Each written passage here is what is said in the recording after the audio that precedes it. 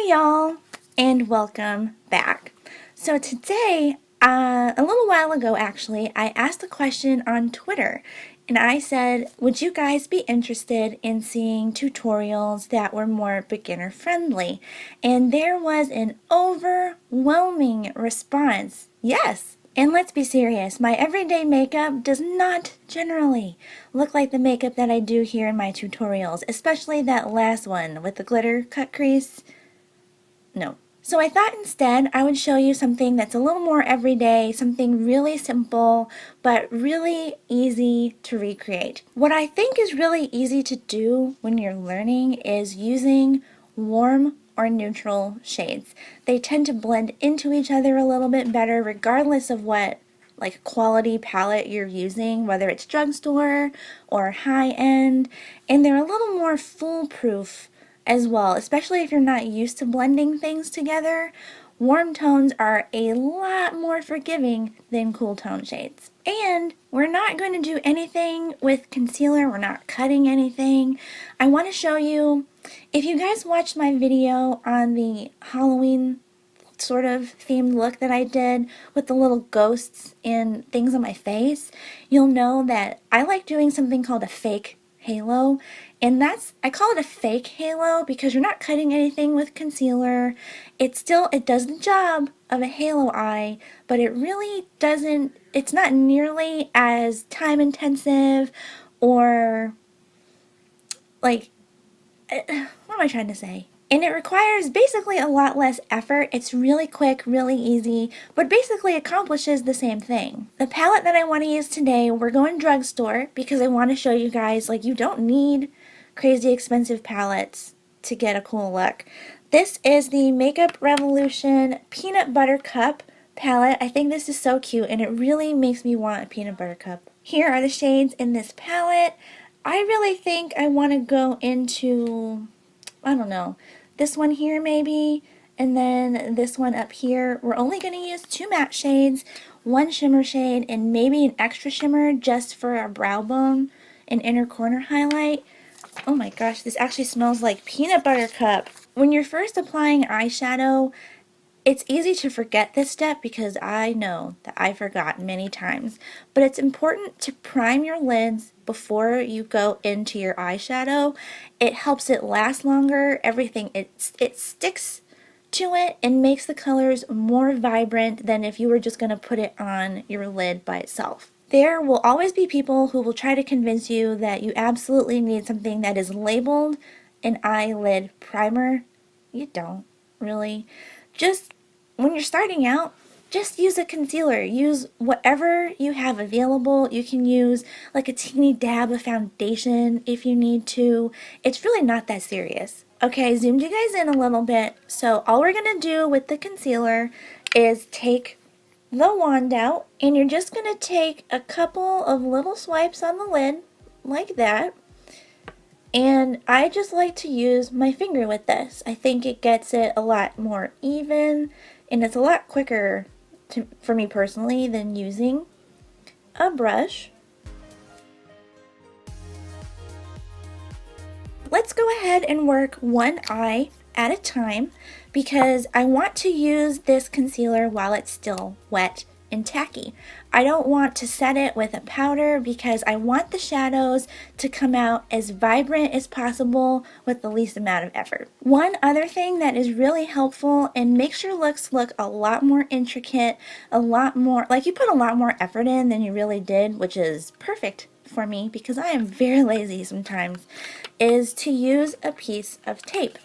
There are all kinds of tape out there that you can use. You can use makeup tape, but for this example, regular old Scotch tape will do just fine.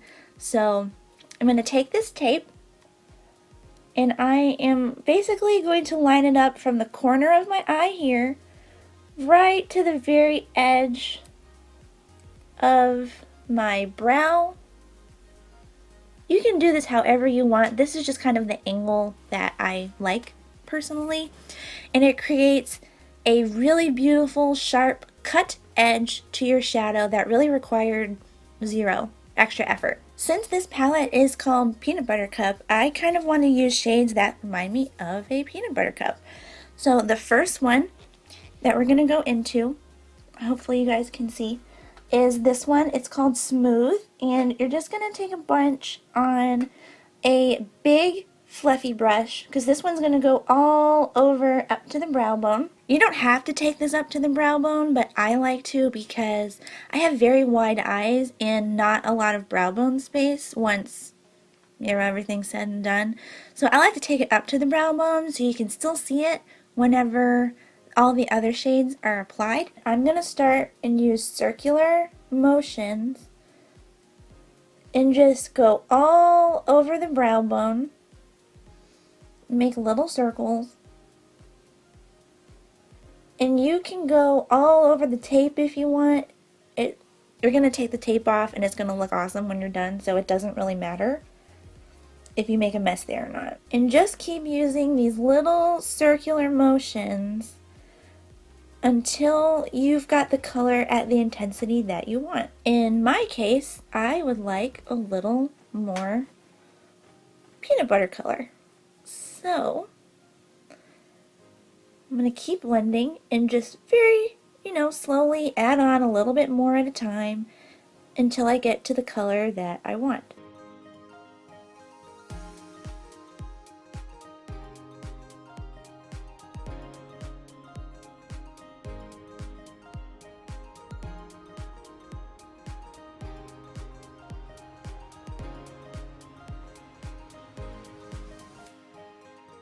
For your second and last matte shade, you want to take a brush that looks similar to the first one that you used, so fluffy and a round top, but you want it to be just a little bit smaller and a little more precise. I don't want to go too dark because if you're just starting out, using dark shades, really dark shades, can be very, very intimidating, because it was for me for a long time. I always thought that I couldn't wear them because I was too pale. But it's learning how to apply it on your eye shape, using a light hand, just taking your time. So for the second matte shade, instead of going real dark, let's just go into this shade here. It's called Milk Chocolate. And we're going to focus this shade right here in the crease. Or if you have hooded eyes, you can go right above the crease. But we're going to try to leave this little center portion right here empty. We're going to take this shade into the crease, and then we're also going to blend it right here on the outer corner, and you're going to blend it right here on the inner corner. And as you're blending this out, do the same thing that you did with the first shade. You're going to do little circular motions. They're going to be even smaller because this brush is smaller.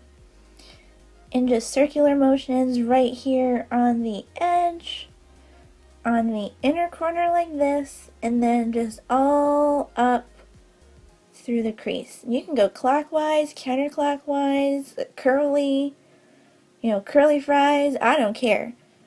You do you.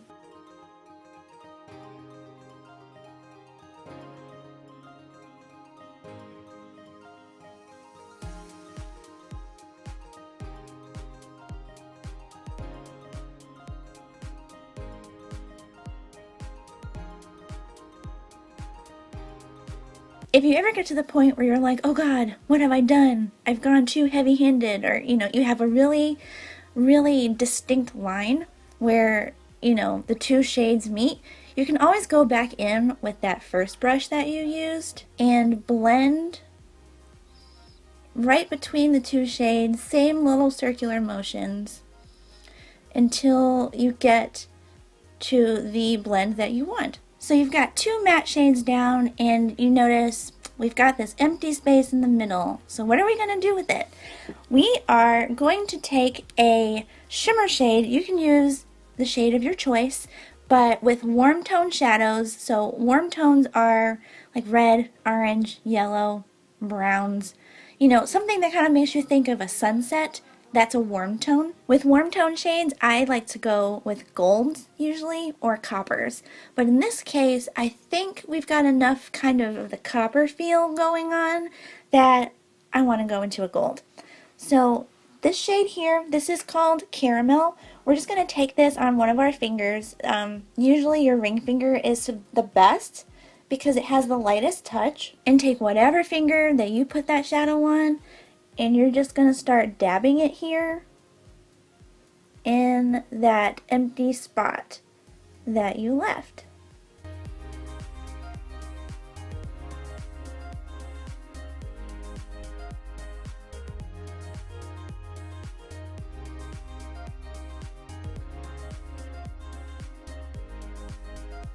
Once that shade is down, I like to take a clean finger, which is usually my pinky finger because it's the smallest, and just kind of go over the edges, blend them out a little bit, you know, if they're too harsh. But your pinky finger usually will do a pretty good job of this. I did the other eye. I put on a little bit of face makeup. I didn't do too much. But look how crisp and clean your eyes already look just by taking the tape off. Before we get to the lower lash line, one thing that I like to do, because I have very wide eyes and it's easy to tell when you do mascara that there's gaps in between all the lashes because I have big wide eyes, not a lot of lashes. What I like to do is take a black pencil, any black pencil that you like, and I like to line my waterline here.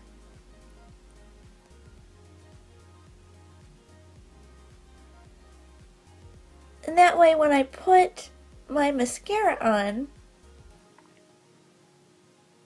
we don't have any gaps between my lashes. And we're not going to do false lashes today because, I mean, I don't wear them on the daily. And for the most part, unless it's something really fancy, I won't wear them anyway. So I think we're going to go with just mascara today. For the lower lash line, you're going to need two brushes. You're going to need one that's kind of flat, like this. And then you're also going to want one that's small and a little fluffy, like this one. Remember, we only use two matte shades. So what we want to do on the lower lash line is just use the same two matte shades that we use on the lid. So with the flat brush, go back into the darker of the two shades that you used. You're going to take that flat brush, and the reason why it's flat is because you want to get this right up against your lower lash line. So you're going to take that flat brush and just run this under, right under your lash line. So up as close as you can to the lashes.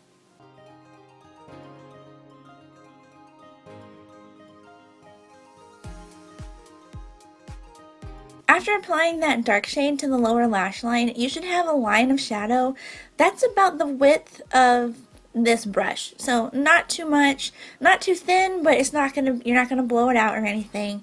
If the edges are a little suspect like mine are, it's okay because this is what we're gonna do with the fluffy brush.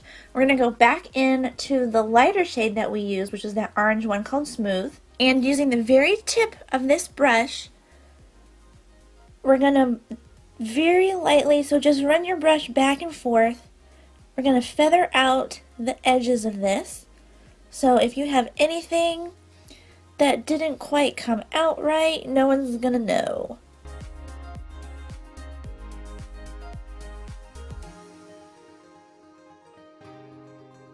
And lastly, we have the brow bone and inner corner highlight. This is not necessarily like a mandatory step or anything, but if you like it, it really does help open up your eyes, make them look a little wider, more awake. You can use a different shade if you want, but for the purposes of today, we're going to use the same shade that we used right here on the center of the lid. And any small brush will do for this. I have a small little pencil brush, which is this one, but you don't need, it can be round, flat, pointy. It really doesn't matter as long as it's small and precise. So I dipped this brush into the shimmery shade that we used on the lid, which was called Caramel.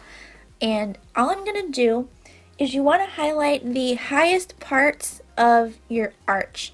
So for me, that would be right here. So I'm going to run that pretty gold shade up here on the brow bone. Using that same brush that I use on the brow bone, I took a little bit of the same shade, Caramel, on the very tip of the brush. And for the inner corner, you're going to put this right here where, where your corner is. So go all around it. You do what you want with this. You know, some people just do a tiny bit, some people go all out. That's just totally personal preference. I kind of like to make a little U shape around my inner corner.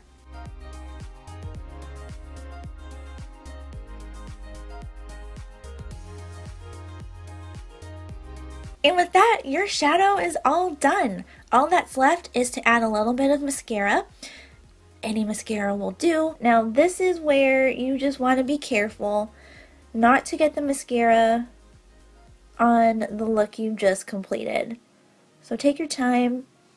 It's easy, at least for me, to look down, like straight down at a mirror, because your lashes are the farthest away they're gonna get from your lid. When you put the mascara on and you like lift your lash up, you have the smallest chance of actually getting it on your lid. Finally, to top everything off, I usually like to choose a lip shade that's in the same color family as my eyes. So if I'm doing a warm look, so like I said, you know, yellows, oranges, browns, I want to choose something with, you know, those same colors. If I'm doing a cool tone look, you know, we're going pinks and purples and, you know, some blues, I kind of want to do a cool tone lip, usually a pink. But because we chose warm tone shades for the eyes, I am going to go in with this Too Faced Melted Matte Liquefied Matte Longwear Lipstick. That is a long name. And that is in the shade Hot Buttered Rum. It is very close to these colors here. And having a lip that matches your eye, it doesn't have to match perfectly, just like I said, be kind of in the same color family, really helps tie your entire face together, and it makes you look so put together. And again, we really didn't spend a lot of time on this.